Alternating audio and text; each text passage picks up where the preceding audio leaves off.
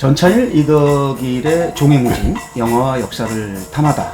지난번에 6.25 특집으로 태극기 휘날리며와 고지전 이야기를 잠깐 언급했습니다. 그러나 그때는 아마 6.25의 성격 규정을 하다 보니까 정작 영화 이야기는 거의 못했는데 영화 이야기를 조금 더 깊이 있게 해보도록 하겠습니다. 아무리 역사학자라도 그 연기 이런 거는 보실 수밖에 없는데 뭐 어떻습니까? 그 감독이 또 작가가 6.25를 바라보는 어떤 시선은 좀 마음에 안 드셨다 할지라도 장동건이나 뭐 원빈이나 이은주 그 출연진들의 연기들은 좀 즐길 수 있었는지요? 아니면 어떠셨는지 한번 말씀해 주시죠. 저는 뭐 항상 6.25 영화는 즐기지는 못한다고 네, 말씀을 네네네. 드렸고요. 그러니까 네. 제가 뭐 그 감독의 그 시선에 문제가 있다라고 한 것이 아니라, 네. 그러니까 제가 이제 역사학자로서 갖고 있는 네. 그 6.25라는 전쟁의 전체적인 이제 네. 그 관점이라 그럴까 이제 그런 게 좀 그 덜 드러나 있는 부분이 조금 이제 아쉬웠다는 거고요. 저는 뭐 그 영화 평론가는 아니기 때문에 네. 역사학자로서 이제 그 정도를 느끼는 거고, 뭐 장동건 씨라든지 원빈 씨라든지 뭐 이은주 씨라든지 특히 이제 공영진 씨, 저는 그분들이 이렇게 연기하는 걸 볼 때 상당히 이제 일단 고상을 상당히 했을 것 같고, 그래서 그리고 이제 캐릭터들도 이렇게 보면은 특히 이제 장동건 같은 경우 처음에는 동생을 보호하기 위해서 할 수 없이 이제 같이 갔다가 나중에는 마치 이제 전쟁 광으로 이렇게 막 변해가지 않습니까? 그런 것들은 이제 전쟁이 한 인간을 얼마나 파괴하고 한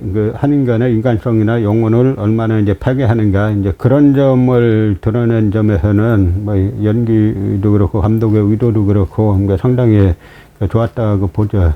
잘 만들었다라고 보죠, 이게. 그 과정의 묘사는 그 영화가 선보인 시점으로부터 지금 17년이 지난 지금 봐도 꽤 설득력이 있고 그럴듯하다라고 여겨지는 것 같아요. 물론 그 중에는 뭐 연기의 과장이라든지 또는 연기가 지나치게 좀 센티멘털하다 뭐 이런 식의 뭐 비판적 평가도 가능은 하겠지만 뭐 그 당시의 그 분위기라든지, 왜냐하면 그 전쟁 대작, 그렇게 큰 돈이 들어간 전쟁 대작은 그 전에는 거의 없었거든요. 그런 점에서 봤을 때 대작이라는 것은 이야기만이 아니라 그 관객들한테 보고 즐길 거리, 볼거리, 이른바 스펙타클이라고 칭해지는 아주 그 볼거리와 또 들을 거리들을 이렇게 제공해야 된다고 봤을 때, 그런 드라마와 스펙타클의 결합에서는 제가 볼 때 한국 영화 사상 최상의 수준을 구현한 영화로 평가받아도 손색이 없지 않는가 이런 생각이고요.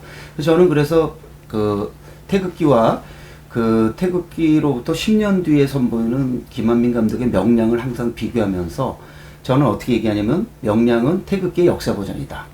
저는 이렇게 얘기합니다. 왜냐하면은 그 소위 말하는 큰 돈이 들어간 대작은 기본적으로 스펙타클로서 시각적인, 청각적인 만족을 안겨준다고 봤을 때, 이 태극기 휘날리며와 명량은 거의 그냥 같은 최상의 수준을 보여줬다라는 그런 평가를 내리고 싶은 건데, 물론, 그 중에는 불만이 있는 분들도 많아가지고, 어떤 진모식 같은 그분은 뭐 엄청난 명량을 뭐 아주 싸잡아서 그냥 혹독한 비판을 하고도 했는데, 뭐 얼마든지 비판이야. 뭐라고 비판을? 뭐 이순신 장군 팔아먹어가지고 돈 번 아주 싸구려 영화다 이런 식으로 굉장히 신랄한 비판을 했었죠. 맹공을 펼치고 뭐 그렇게 얼마든지 할 수 있는데 여러 관점들이 네, 있는 그렇죠.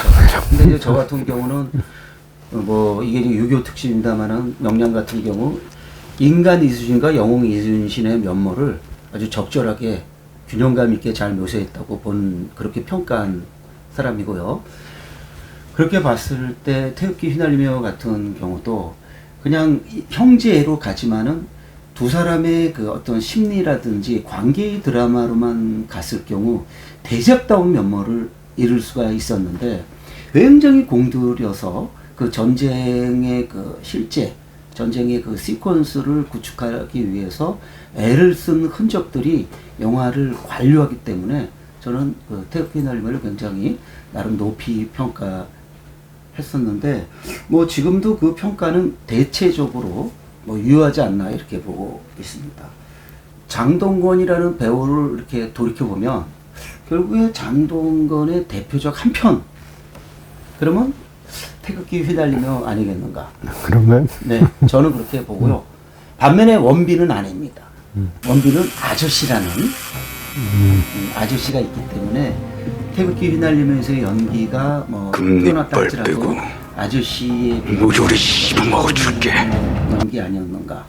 뭐 이런 생각이 들고 또 마더에서의 그 또 원빈의 연기도 주목할 만은 합니다만은 저는 이제 만약에 평가를 한다면은 그 아저씨, 태극기, 마더 이런 식의 평가를 내리고 있는 그런 평론가입니다. 그래서 원빈이라는 배우는 뭐 태극기 휘날리며 말고 다른 영화들을 통해서는 만난 적 있나요? 어떠신가요? 영화 팬의 입장에서 이렇게 보기 때문에 구체적으로 한 영화에 뭐 그 누가 떴다 어디 영화 뭐 이랬다 저랬다 연기가 이제 그렇게까지 제가 이제 그 평가할 수준은 안 되고요.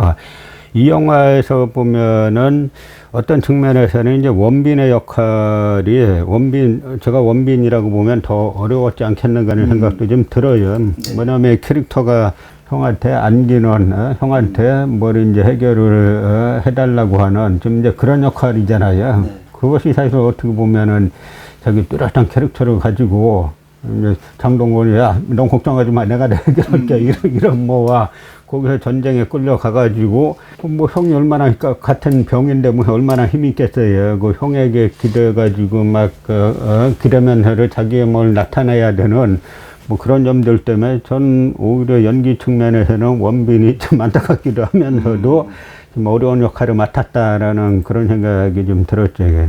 아, 원빈의 연기를 이런 식으로 해석하는 거는 저는 사실 처음 목격해가지고 굉장히 신선하게 들리네요. 왜냐면은 눈에 보이는 것 이상으로 오히려 그 장동건의 연기는 전면에 이제 아무래도 캐릭터도 그렇고 연기도 그렇고 전면으로 나서서 이제 쭉 영화를 이끌어간다면은 오히려 그 동생 캐릭터나 그 연기는 그것보다는 한 발 좀 뒤로 물러났다는 의미에서 조금 더 인물 해석이나 연기가 더 어려웠을 거라는 이런 그 나름대로 해석. 이거 굉장히 전문적인 해석입니다. 그러니까 또 왜 그러냐면 이제 원빈은 학도병 비슷하게 이렇게 하는데 사실 실제 이제 학도병 중에 이제 원빈 같이 끌려간 학생도 있었을 테고 그렇죠. 그 당시에 이제 그 분위기가 사회 분위기 자체가 학도병들이 자발적으로 또 입대하는 그 경우들도 많아요. 그래서 이 학도병들 입대했거나 또 그 당시에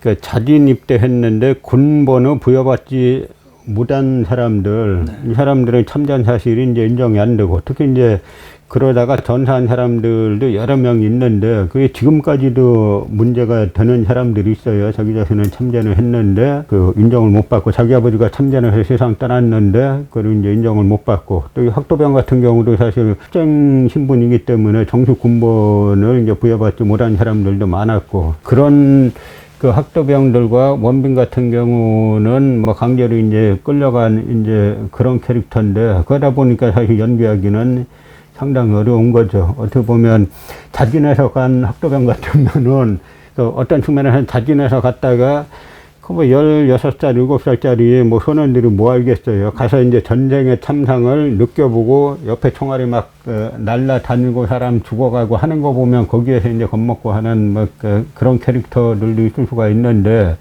이 원빈이나 장동건은 처음부터 그 원해서 간 전쟁은 아니었고 원빈은 학도병으로 끌려갔고 그다음에 장동건은 자기 동생을 보호하기 위해서 이제 간 캐릭터다 보니까 저는 저런 캐릭터를 가지고 영화 보면서 나중에 저 어떻게 끌고 갈까라는 게 사실 처음엔 좀 의아하기도 했던 그 느낌이 있었습니다. 이게.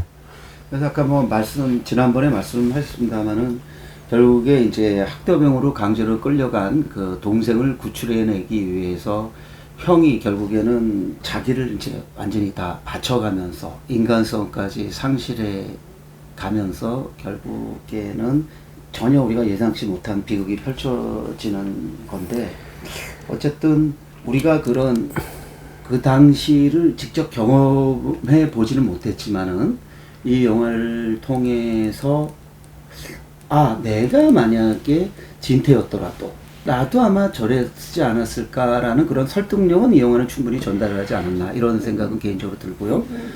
또 나중에 보니까 그 형이 자기를 구해내기 위해서 먼저 목숨을 바친 거나 마찬가지니까 늘 그 죄스러움을 갖고 이제 나이가 이제 들었고 나이 들어서 결국에 자기 군번줄이 이제 발견되면서 그 전화를 받으면서 이제 영화가 시작되고 끝나는 이런 건데 그런 점에서 볼 때 이 영화는 어떤 그러니까 형제를 통해서 6.25 참사, 6.25의 어떤 비극을 잘 형상한 영화로 뭐 손색이 없다. 뭐 이렇게 평가 내려도 될 것 같습니다.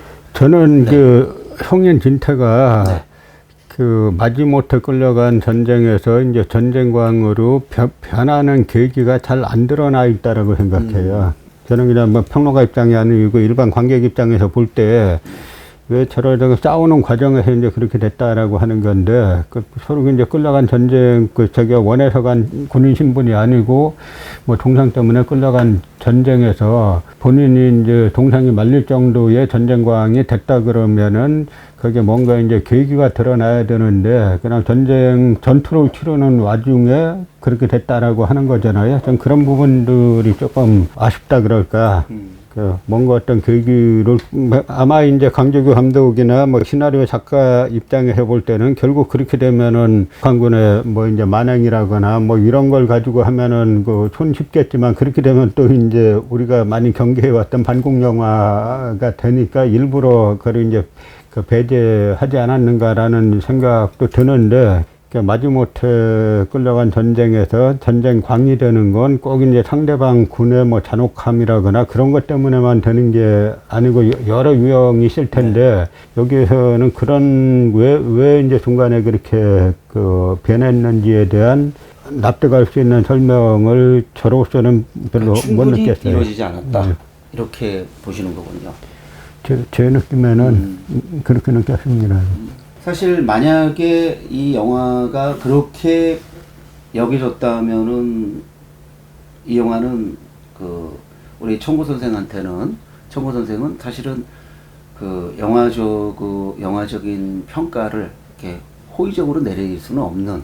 영화 자체가 전쟁씬이나 뭐나 상당히 잘 만들었고 배우들도 연기를 잘 했는데, 어쨌든 저는 이제 이런 영화 같은 경우는 그런 데서 우리 분단사를 공부하는 입장에서 그 입장과 떨어져서 이제 볼 수는 없다 보니까, 제 입장에서는 이제 그걸 뭐 영화가 나쁘다라고 이야기하는 게 아니고, 그러한 그 변화가 장동건이 마지못해 끌려간 전쟁에서 이제 전쟁광으로 이제 변했다 그러면 그 변한 거에 대한 납득할 수 있는, 저 같은 이제 뭐 영화 전문가가 아니고 종사자가 아니고 평론가가 아닌 그냥 일반 관객의 입장에서 볼 때, 물론 1000만 이상이 봤으니까 뭐 그 부분을 납득했던 분들이 훨씬 더 많았겠습니다만, 저 같은 경우는 좀 그게 이제 와닿지 않는 그런 뭐 부분이 있었다라는 말씀을 드리는 거예요. 네, 일단 뭐 그 정도면 될 것 같고요. 근데 계속 지금 데드저지라는 그 용어가 지금 여기 뭐 내리를 떠나지 않는데, 사실 우리가 이제 지금까지도 우리는 전자권이 우리에게 없고 모든 것을 미국의 허락을 지금 받아야 되는 이런 상황에서 결국에 우리가 이제 미국을 대신해서 치른 전쟁이라는 거는 뭐 이론의 여지가 이제는 없는 것 같고요. 아니, 그런데 이게 뭐냐면, 이 당시 제가 이제 사료를 좀 찾아봤었어요. 그 전쟁, 6.25에 관해서. 그랬더니 이 국지적인 충돌이 계속 일어났어요. 그러니까 그 전쟁 일어나기 1년 전쯤에 신문 기자들이 당시 최병덕 총참모장에게 물어봅니다. 북한이 전면적인 남침을 한다는 그 이야기가 있던데, 소문이 계속 도는데 대비가 돼 있습니까? 그러니까 최병덕이 걱정하지 마세요. 거기서 그 유명한 이야기가 나와요. 만약 북한이 전면 남침하면 뭐 아침은 개성에서 먹고 점심은 평양에서 먹고 뭐 저녁은 신주에서 먹는다. 그 당시 미군은 군사 고문단까지 다 철수한 상황이에요. 북군 단독으로 그렇게 할 수 있다. 라고 이제 호언을 하죠. 그리고 또 실제 그 당시 사단장 중에 이제 정일권, 나중에 총리까지 한 만주군 출신의 정일권 씨가 있었는데, 연반도 우리는 대통령 각하의 명령만 내리면 바로 점령할 자세가 돼 있다. 그러다가 제가 지난 시간에 말씀드린 것처럼 1950년 6월 25일 새벽 4시에 갑자기 내려온 게 아니고 끊임없이 국지적 충돌이 이어지다가 이제 그 전면전이 된 거죠. 전면전이 됐을 때, 그 다음에 여기에서는 이승만 정권에서는 대비가 다 있고 아침은 계속 최병덕 입에서 총참모장 입에서 지금의 참모총장이죠. 참모총장 입에서 나온 말인데, 막상 이제 그 실제 전쟁이 벌어지니까 거의 거꾸로 상황이 되지 않았습니까?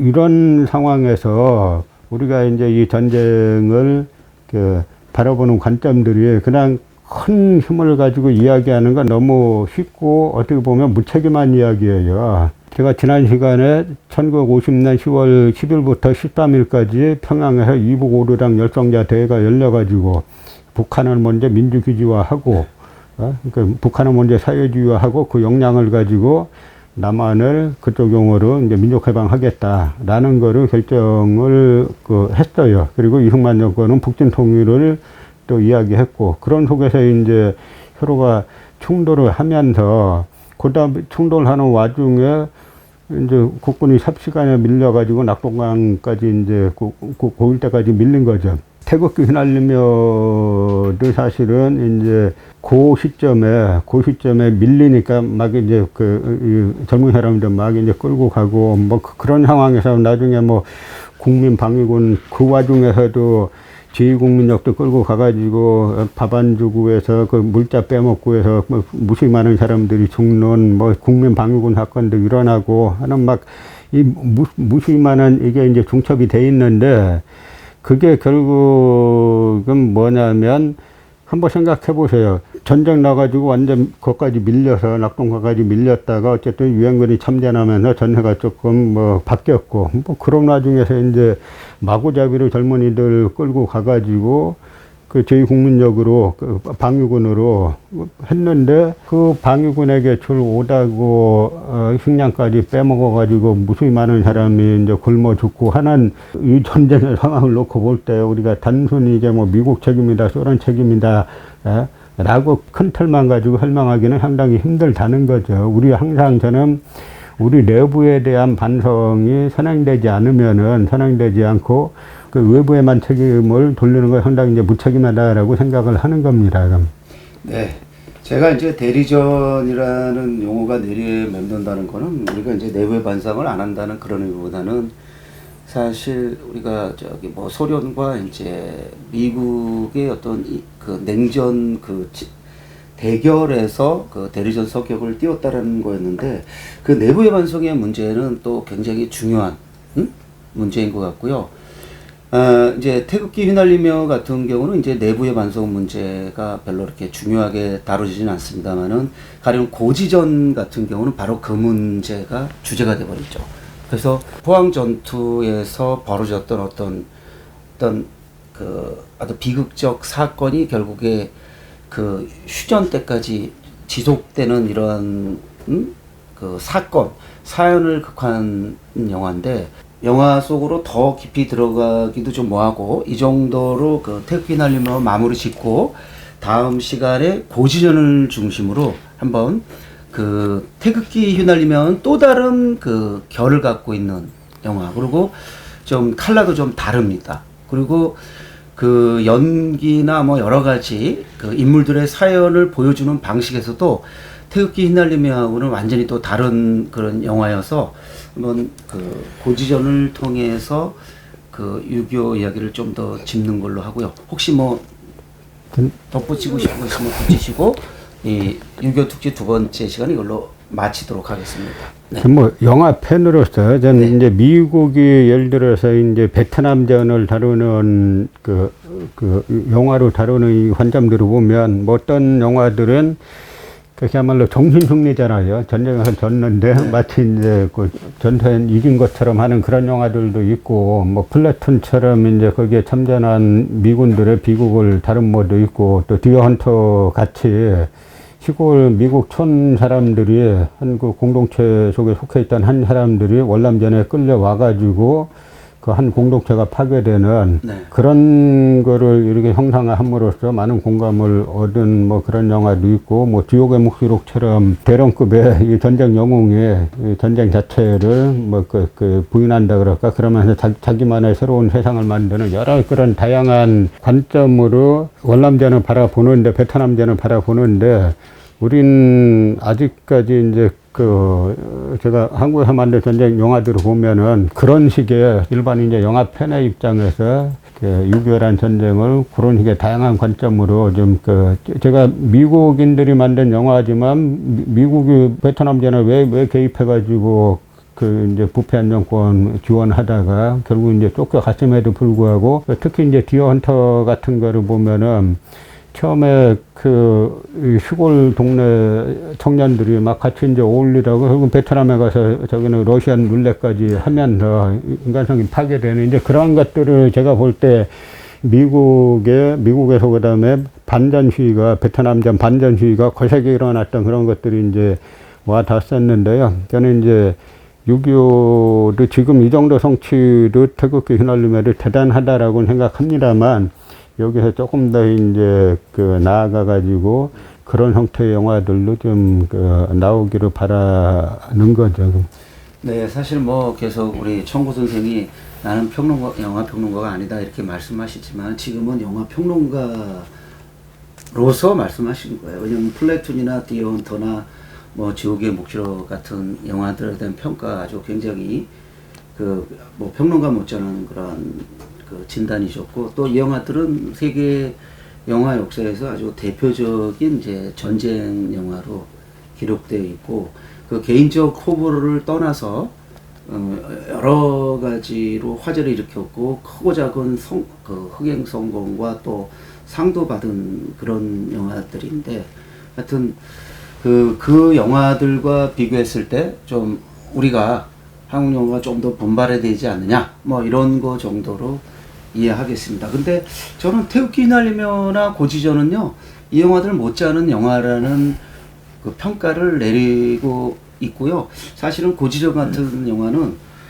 지금 예를 들으신 그 어떤 영화랑 비교해도 태극기도 그렇지만 뒤떨어지지 않는다라는 게 영화 평론가로서의 이제 저희 평가입니다. 자, 그러면 뭐 저 6.25 특집 두 번째 시간 이렇게 마무리 짓고, 세 번째 때 고지전을 중심으로 해서 한번 조금 더 짚어보도록 하겠습니다. 자, 인사하시죠. 고맙습니다. 고맙습니다.